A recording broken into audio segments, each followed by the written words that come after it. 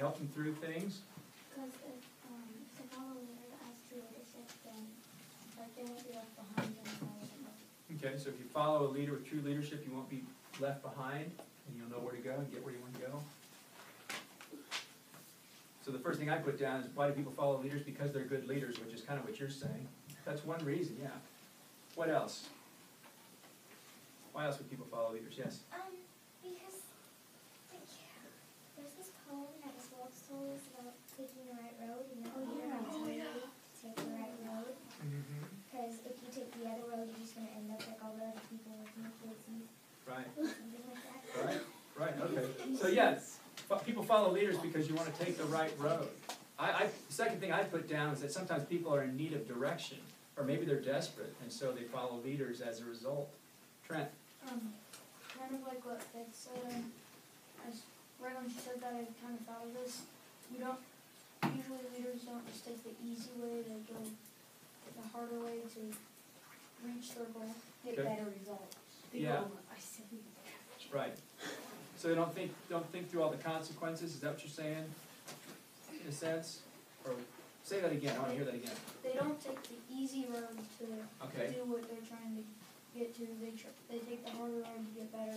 Okay, so they'll take the harder road because it leads to a better place, and they don't want to just do the easy route like everybody else. Is that right? Good. That's great. Okay. A reason that some people are followed, like some bad people like Hitler, they're followed because people are scared of them.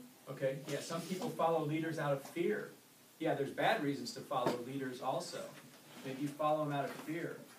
I put down on one of mine, people don't think through the consequences. You know, they decide to follow somebody and they don't think about where that person's taking them, and it ends up in a bad place. I forgot where I heard this, but somewhere I heard that this one person says that there's a mountain that grows something that you eat, and they're like all over the mountain, but the ones at the top of the mountain are better than the ones at the bottom of the mountain, not because they taste better, but because they're at the top of the mountain. Okay, so the analogy she's saying, she heard somebody talked about some fruit or plants or something that grew all over this mountain, but the ones at the top were better and tasted better than the ones at the bottom because they were at the top. I guess maybe the conditions were better, but you have to work harder to get to the top to get them. Yes? Okay.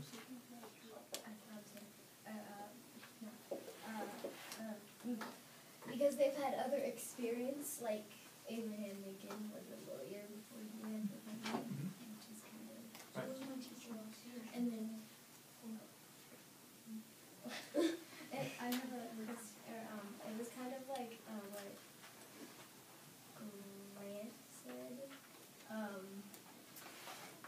It was about a caterpillar inside of a cocoon. If you open the cocoon, then it won't live because it can't get the strength to use its butterfly power. So it ends up dying because that's actually happened to someone before. Right.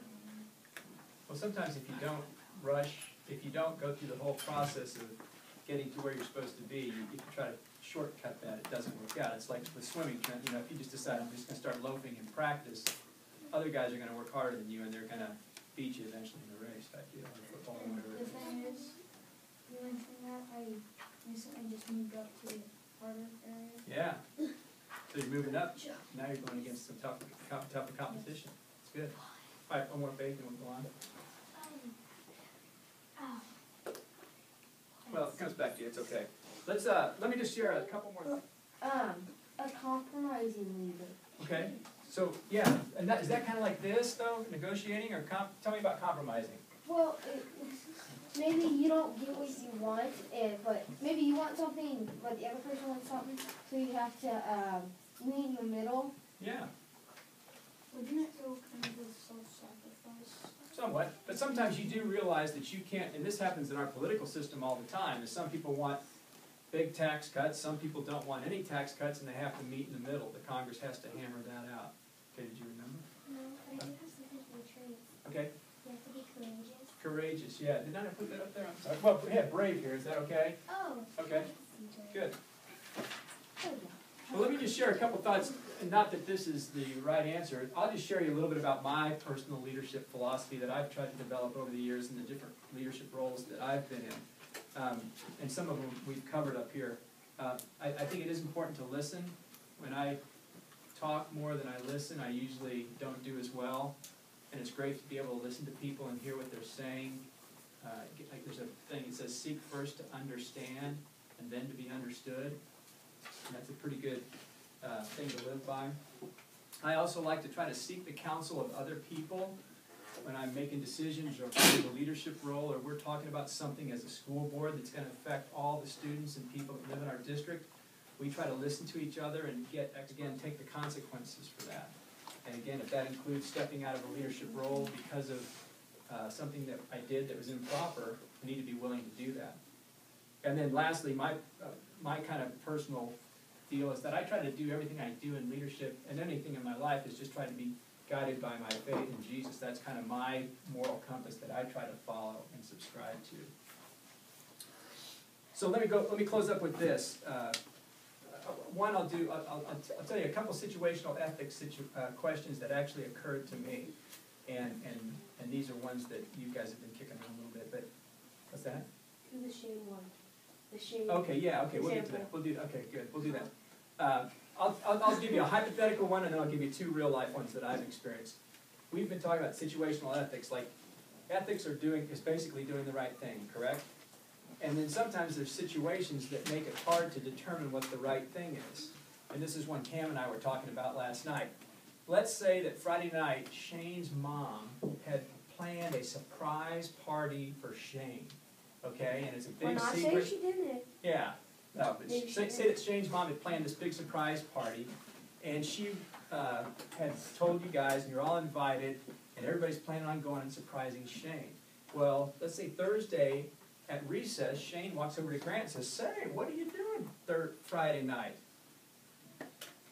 What should Grant say? Again, it would be a lie to say, "Oh, I don't have anything planned." Now he would be lying.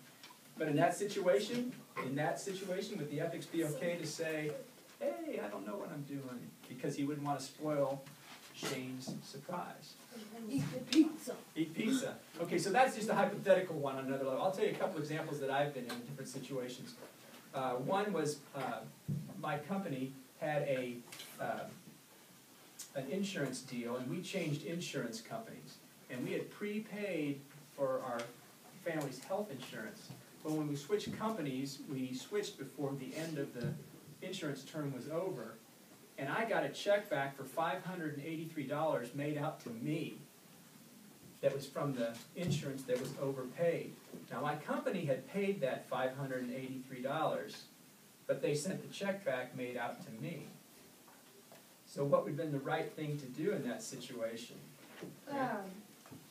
Send the check back and tell them to write it to the company, or you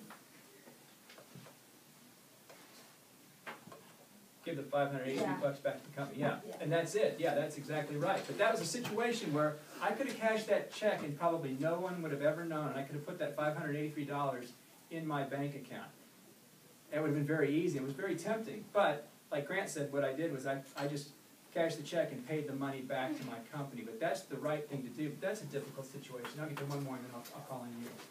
One time we were, as a school board, when somebody in our district gets in trouble at school or has done something really wrong and they get suspended from school, sometimes they can make an appeal and they can come to the Board of Education and we will hear their case. It's like a court case. They bring in a lawyer and they bring in one of those people that types in those machines and transcribes the whole meeting.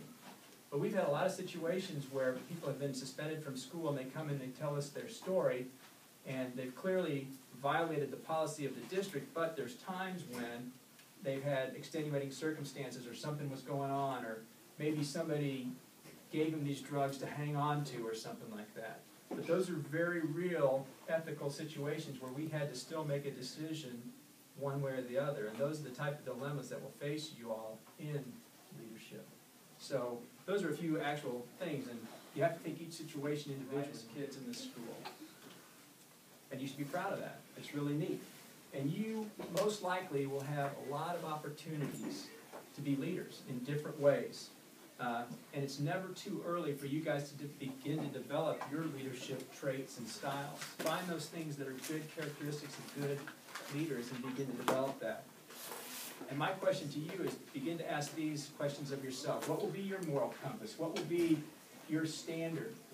What's it going to be that's going to help you as you go forward as a leader? How will you treat other people?